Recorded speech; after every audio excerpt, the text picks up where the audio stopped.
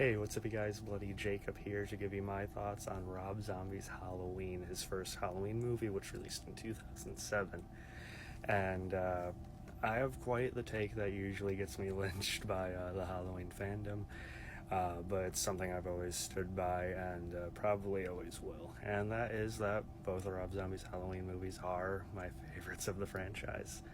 I debate between the two of them, but it's usually been one or the other ever since I've seen them.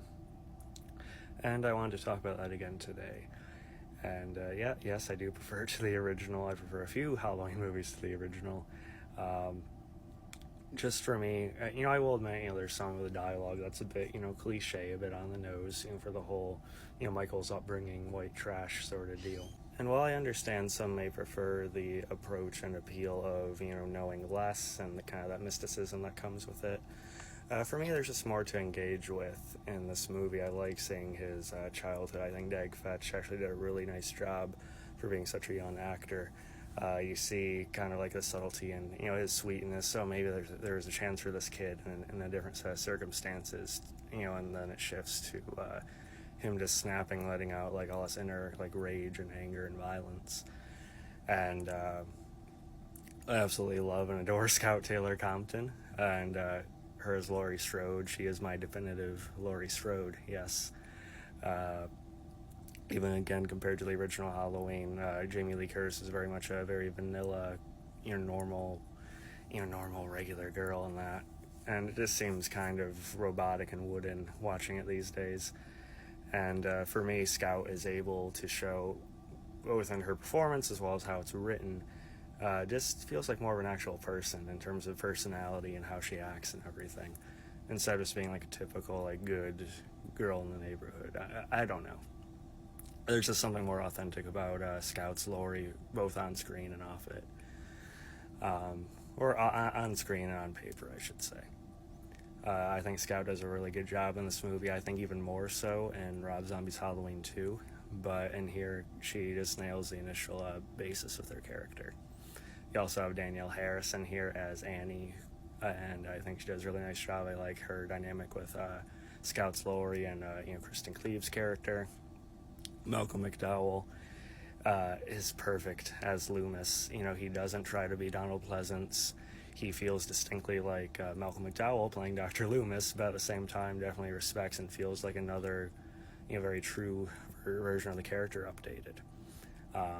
Sherry Moon Zombie, I know people say, oh, he casts his wife and everything. I think this is her best performance, in terms of sheer acting, especially as she's, watching the home movies on her TV and, unfortunately commit suicide. I think she's very good in this movie. Then, of course, you have Tyler Mane as an adult Michael Myers. And Tyler Mane, cool dude, by the way. I think he was brought the most, sheer physicality that the character's ever had in terms of, just his ferocity and his aggression and just how he kills and how he attacks. You can feel it, and how it's shot and how it's edited. I think he's definitely the most intense Myers and probably the most imposing. So I think Tyler did a really, really fantastic job in this set of films. Perhaps my favorite Michael Myers mask as well, just the detail and the sculpt, the look of it, the eye proportions, everything I think is pretty much just freaking perfect in this movie with it. Even just how the iconic Halloween score is remixed for this movie, I really enjoy the version of that.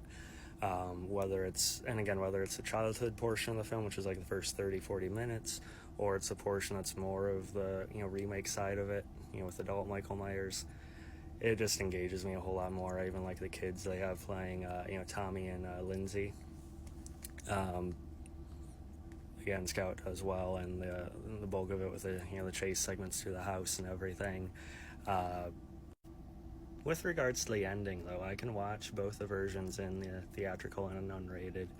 But my favorite ending of the film is actually, I think, from the work print. I think it's called. It's an alternate ending that's available on most of the special features on the disc releases. But it's when, Michael has Laurie and Loomis talks him down, and, they're surrounded by the cops and everything, and you see the flashes of him and Laurie as, kids when he's holding her when she's a baby, and he actually lets Laurie go. But then you have the cops shoot him up anyway. It just feels pretty in conjunction with this version of Michael Myers. I kind of wish that was the one implemented into the film. So sometimes I actually switch out of the movie and go to the alternate ending on the special features to kind of, make it kind of as seamless as I can that way. Speaking of cops, you have Brad frickin' Dourif playing Sheriff Brackett, Annie's dad, Danielle Harris's dad. Chucky himself, he's very good in this movie, even better in the sequel as well. But yeah, and I know with the unrated, there's the scene of how Michael escapes that some people think is unnecessary. Yeah, it's not like it's an essential scene in the movie, really, but, I like I like that, at least it fits in the grimy nature of these movies. It feels very much like a Rob Zombie scene, for better or worse. And, as long as everything was handled properly on set, I think it at least explains more than Michael just being randomly walked around in the middle of the night and killing a bunch of guards. Of course, I'm not saying it's a pleasant scene I enjoy watching, but it just feels like more of an actual point for him to escape rather than just as random as just the guards, again, walking through the hallway for a transfer for some reason, again, in the middle of the night. Lou Temple does a fine job for what he has to do, I guess. I really like Danny Trejo in the movie, by the way. I feel so bad for that character every single time. I was good to you, Mikey. Like, oh, man. That's like one of the deaths I hate watching the most in cinema, man.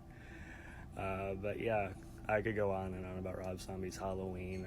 And I've connected with Scout as much as a fan can over the years, and just, with the Talk Scary to Me podcast and everything, I've just grown very, very attached to these Halloween films as time has gone on.